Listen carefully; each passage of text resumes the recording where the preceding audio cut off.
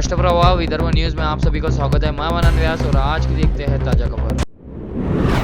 Ahmedabad airport पर आज गुरुवार को दुर्घटनाग्रस्त हुए विमान में सवार सभी यात्री और चालक दल के सदस्य मारे गए। इसमें नागपुर के एक परिवार के 30 सदस्य भी शामिल हैं। मिली जानकारी के अनुसार शहर के व्यवसायी मनीष कामदार की बेटी, सास और पोती की मौत हो गई है। इनमें कुशेषा कामदार, रूड मोड़ा और रक्षा मोड़ा शामिल है। यशा की शादी 4 साल पहले अहमदाबाद के मोड़ा परिवार से हुई थी। यह परिवार मूल रूप से अहमदाबाद का रहने वाला है, लेकिन बाद में वे लंदन बस गए। यह सूचना मिलते ही कामदार परिवार तुरंत अहमदाबाद के लिए रवाना हो गया। अहमदाबाद लंदन विमान गुरुवार को दुर्घटनाग्रस्त हो गया, जिसमें कम से कम 242 लोग मारे जाने की जानकारी पुलिस सूत्रों ने दी है। यह दुर्घटना अहमदाबाद हवाई अड्डे से उड़ान भरने के कुछ ही मिनटों बाद हुई। हवाई अड्डे को बंद कर दिया गया है, जिससे नागपुर हवाई अड्डे से उड़ानें भी प्रभावित हुई है।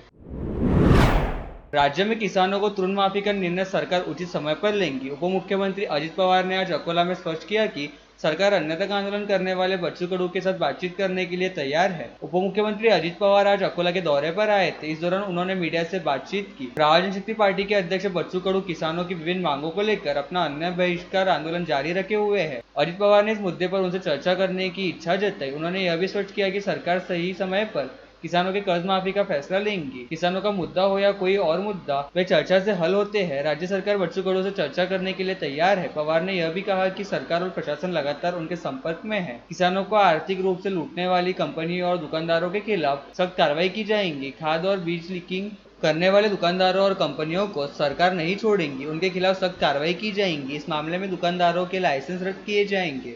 साथ ही कंपनियों के खिलाफ उचित कार्रवाई भी की जाएगी, ऐसी चेतावनी अजित पवार ने दी।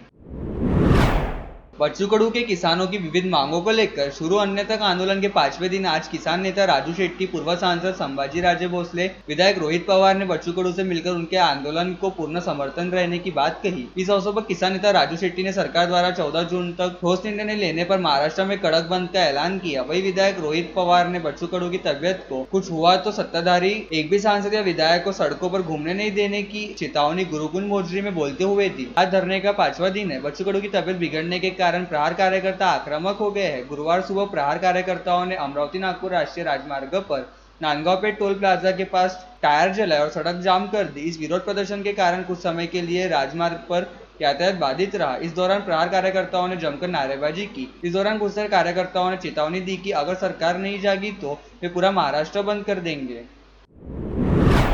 पिछले 15 दिनों से लापता रहे बुलढाणा जिले के लोणार तहसील के वडव गांव में पूर्व सरपंच अशोक आबाजी सोनूने का शव बरामद होने से जिले में खलबली मच गई है। मृतक की पत्नी लता सोनूने ने अपने पति की हत्या होने का आरोप किया है। सरपंच अशोक सोनूने का शव सड़ी गली अवस्था में बरामद हुआ है। यह शव लोनार शहर के हिरडाव रोड पर मिला। अशोक सोनूने 14 मई से लापता थे। लोनार पुलिस स्टेशन में उनके लापता होने की शिकायत दर्ज की गई थी। बुधवार 11 जून की शाम शहर के हिरडाव मार्ग पर सड़ी अवस्था में एक शव बरामद हुआ। पश्चात यह शव लापता अशोक सोनूने का रहने की बात स्पष्ट होने पर हड़कंप मच गया। सोनूने के साथ कुछ अनुचित होने का संदेह परिचित व रिश्तेदारों ने व्यक्त किया है। मृतक की पत्नी लता सोनूने द्वारा दी गई शिकायत के मुताबिक उसके पति अशोक सोनूने और संदिग्ध कैलाश प्रकाश सोनूने, प्रशांत प्रकाश सोनूने और संतोष एकनाथ सोनूने के बीच जमीन के अधिकार को लेकर पिछले कुछ समय से विवाद शुरू था। आर्मी में प्रहार सामाजिक संगठन के बाला जगताप ने पूर्व विधायक बच्चू कडू के समर्थन में आक्रामक रुख अपनाते हुए बुधवार को उन्होंने अपने समर्थकों के साथ आरवी से आ रहे भाजपा विधायक दादाराव केचे की गाड़ी के आगे लेट गए। केचे ने जैसे ही प्रदर्शनकारियों को सड़क पर देखा, गाड़ी रोक दी। जगताप ने उनसे किसानों की कर्ज माफी का सवाल पूछा तो उन्होंने इस संबंध में मुख्यमंत्री फडणवीस को पत्र लिखने तथा विधान परिषद में किसानों का मुद्दा उठाने की बात कही। उप मुख्यमंत्री और राष्ट्रवादी कांग्रेस पार्टी के अध्यक्ष अजित पवार के आज अकोला आगमन पर एयरपोर्ट से अकोला जिला कलेक्ट्रेट की ओर से आ रहे उनकी काफिले में शामिल एक कार से एम्बुलेंस टकरा गई। हादसे में दोनों वाहन क्षतिग्रस्त हो गए। गनीमत रही कि हादसे में किसी की जान को चोट नहीं आई। जब यह हादसा हुआ तो वहां अफरा तफरी मच गई। काफिले में शामिल पुलिसकर्मियों ने एम्बुलेंस के ड्राइवर को हिरासत में ले लिया। फैजपुरा के लाइब्रेरी चौक पर गवलीपुरा में मामूली विवाद पर दो परिवार में डंडे और ईंटें चली।